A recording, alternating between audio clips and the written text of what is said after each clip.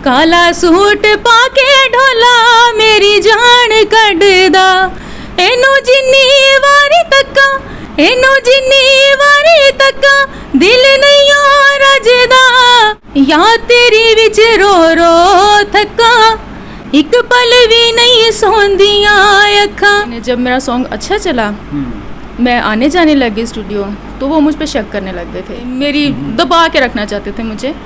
तो लेकिन जबकि मैंने उनकी मर्ज़ी से ही स्टार्ट किया था। अस्सलाम वालेकुम नाज़रीन, मैं हूं एडी मलिक। आज आपकी मुलाकात एक ऐसी सिंगर से करवाऊंगा जिसका गाना मशहूर हुआ तो उसके बाद उसका अपना ही शोहर उससे जेलसी फील करना शुरू कर दिया। जैसे जैसे उसके मज़ीद गाने वायरल होते गए और फिर उसके बाद उनका शोहर क्यों उसको छोड़कर चला गया, ये सारी कहानी इन्हीं की ज़ुबानी जानते हैं। क्या नाम है मैम आपका?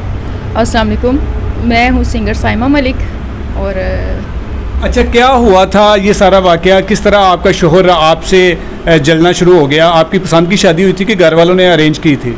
नहीं, अरेंज मैरिज ही थी मेरी, बल्कि मैं तो करना नहीं चाहती थी शादी, अभी मैं कम उम्र में शादी हो गई थी मेरी। लेकिन बस घर वालों की मर्ज़ी थी तो शादी करनी पड़ी मुझे। अच्छा। और सिंगिंग का शौक़ तो मुझे बचपन से ही था। ठीक है। लेकिन मैंने कभी सोचा नहीं था कि मैं सिंगर बन पाऊँगी। हाँ। जैसे कि मैं सोचती थी कि नहीं, फैमिली की तरफ से नहीं, परमिशन नहीं मिल रही मुझे। तो लेकिन वो कहते हैं ना कि इंसान ख्वाब देखे तो ख्वाब पूरे भी हो जाते हैं। अच्छा, शादी से पहले आपको गाने गाने का शौक़ था कि शादी के बाद ये गाना गाने का शौक़ पैदा हुआ? नहीं, शौक़ तो मुझे बचपन से था। शुरू से मैं गाती थी और हमारी फैमिली इस तरह, मेरे पापा इस तरह कहते कि हम, अगर मैं गाना गा रही होती थी तो वो सुन लेते थे, वो बोलते थे कि नहीं बेटा, लड़कियां गाने नहीं गाती, गाने नहीं सुनती।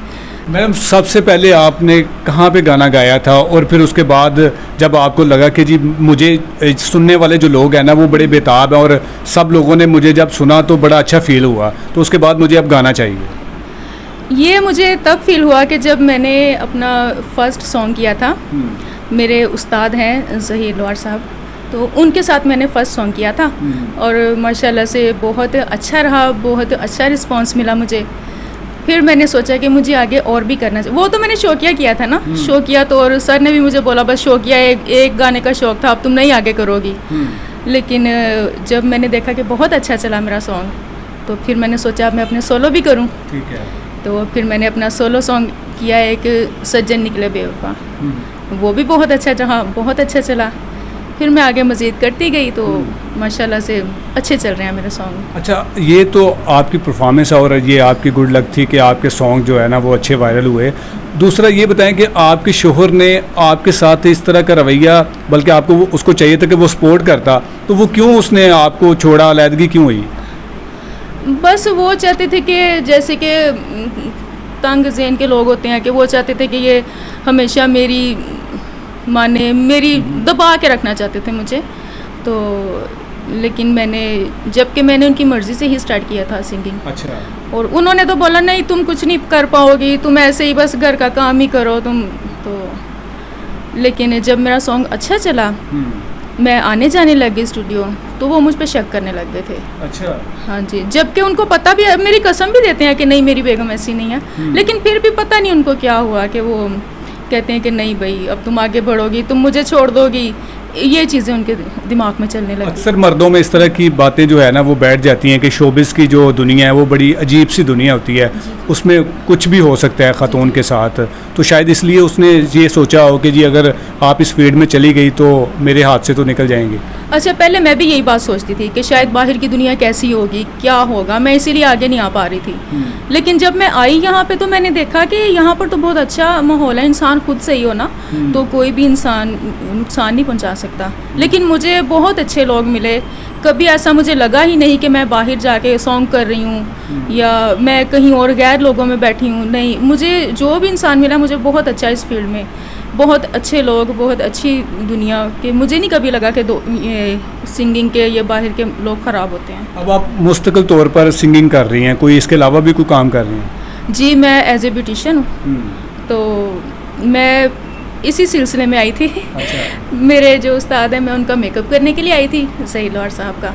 तो उन्हें देख के मुझे मज़ीद शौक़ पैदा हो गया कि मैं सॉन्ग करूं। तो मैंने एक बार इनको बोला भी, मैंने कहा सर मैंने ना सॉन्ग करना है आपके साथ।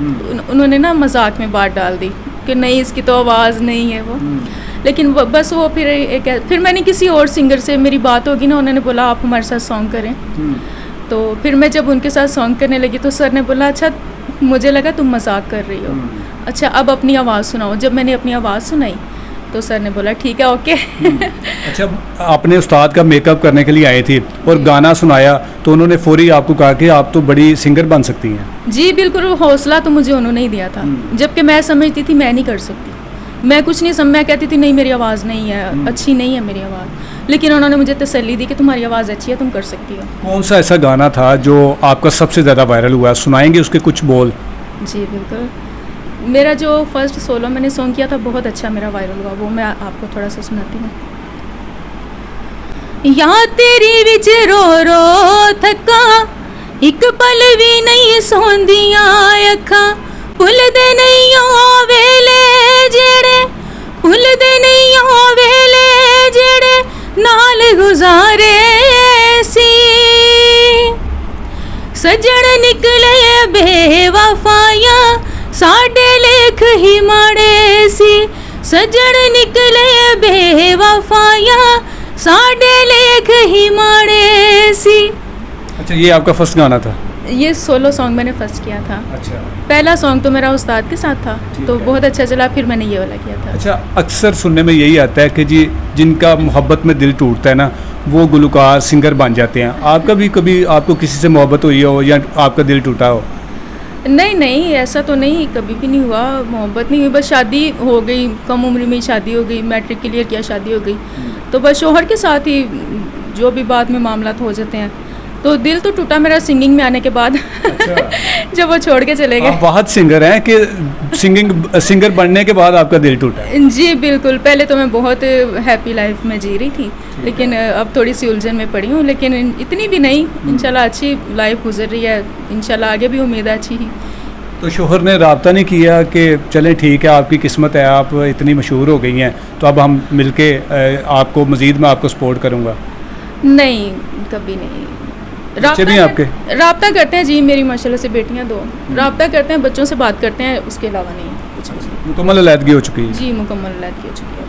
अब आपका फोकस सिर्फ और सिर्फ इसी तरफ है कि मैंने मज़ीद इस तरह के अच्छे अच्छे गाने गाने हैं और अपना नाम कमाना? जी बिल्कुल, अब मैं बस सिंगिंग ही करूँगी, आगे मैं कभी कोई स्टेप नहीं लूँगी, तो सिर्फ मैं सिंगिंग की तरफ ही अपना ध्यान दे रही हूँ। जो लड़कियाँ आपकी तरह की सिंगर हैं और उनको कोई चांस नहीं मिलता आगे आने का, उनको क्या कहेंगी, क्या तरीक़ाकार होना चाहिए? और ज़्यादातर तो वो लड़कियाँ समझती हैं कि जी शोबिज़ की दुनिया जो है ना, वो बड़ी अजीब सी दुनिया है, पहले अपने आप को कुछ बेचना पड़ेगा, इस्तेमाल होना पड़ेगा, फिर उसके बाद आगे आना पड़ेगा, ऐसा है, होता है कुछ?